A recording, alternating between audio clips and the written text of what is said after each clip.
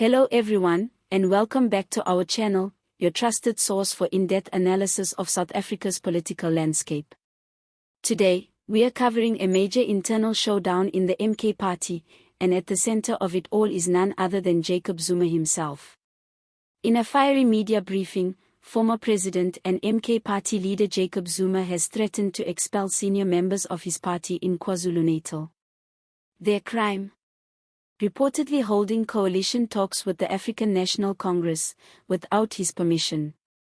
This political grenade has landed just as coalition negotiations are heating up across the country, especially in provinces like KZN, where no single party emerged with a majority in the 2024 elections.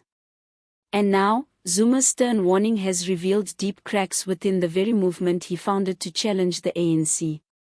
Stick with us as we unpack what this means for the MK party, for Zuma's leadership, and for South African politics as a whole.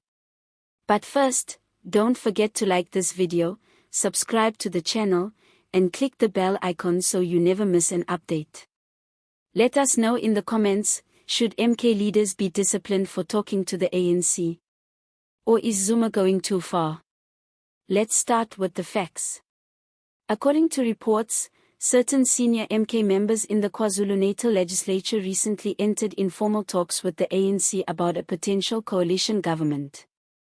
The ANC, though bruised from its poor electoral showing, still holds a substantial number of seats in the province and is reportedly open to forming alliances to keep some form of control. But Zuma's response was anything but cooperative. He blasted these members publicly, declaring that they had no mandate to negotiate with political opponents. In his view, they acted outside of party structures, violated internal rules, and therefore could face serious consequences, including outright expulsion. His words were direct and uncompromising: anyone who acts without permission from the leadership must face the consequences. Zuma's statement is more than just a warning, it's a powerful reminder of who calls the shots in the MK party. And it draws a very clear red line: under his watch, there will be no deals with the ANC. Now let's put this in context. The MK party, or Umkhonto we Sizwe Party, was launched in the build-up to the 2024 national elections.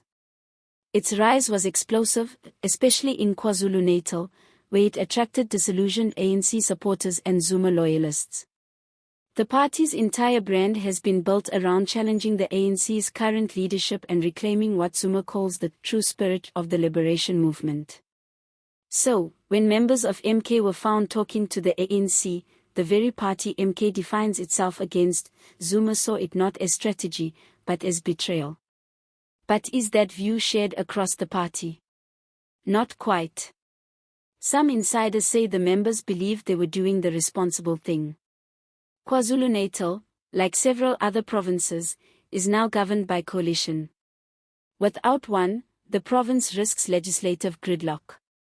So from their perspective, engaging with the ANC was not about betrayal, it was about political survival and influence. This brings up a key tension facing many new political formations: should they stick to ideological purity and risk irrelevance, or engage in practical coalition building to shape governance outcomes? Zuma, clearly, has chosen purity. But this approach could come at a cost. Expelling senior members during a time of coalition talks could weaken MK's negotiating power and embolden other parties to move ahead without them. Worse, it could split the party internally, driving some members straight into the arms of rival groups. This isn't just speculation, it's a pattern we've seen before. Look at the ANC itself. Years of internal factionalism have left it divided and vulnerable. The EFF, meanwhile, has been known to clamp down hard on dissenting members, but it has also faced criticism for being overly centralized around Malema. Now, the MK party finds itself in a similar spot, balancing the need for discipline with the risk of alienating talented members. So, what happens next? For now, Zuma seems determined to keep the MK party firmly under his control. He has no intention of softening his stance on cooperation with the ANC. This means internal investigations and disciplinary actions are likely underway. If expulsions happen, they'll send a strong message to other members: loyalty to Zuma comes first.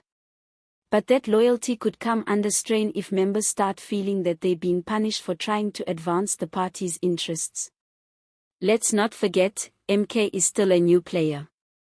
Its long-term survival depends on how it handles these early tests of leadership and cohesion. If it becomes too rigid or too authoritarian, it risks shrinking into a Zuma personality cult. If it becomes too loose, it risks disintegration under pressure. Meanwhile, the ANC is watching this unfold from the sidelines. Despite its decline, it's still in a position to make deals, and any fractures within MK give it an opening to recruit defectors or swing key votes in coalition negotiations. This story also has broader national implications. South Africa's 2024 elections marked a clear end to the dominance of a single party. Coalitions are now the norm, and any party that refuses to play the coalition game risks political marginalization. So far, Zuma is betting that a hardline stance will earn him respect and keep MK intact. But will that work in a system that increasingly rewards compromise and negotiation? The outcome of this dispute will likely shape the future of MK in KwaZulu-Natal and beyond.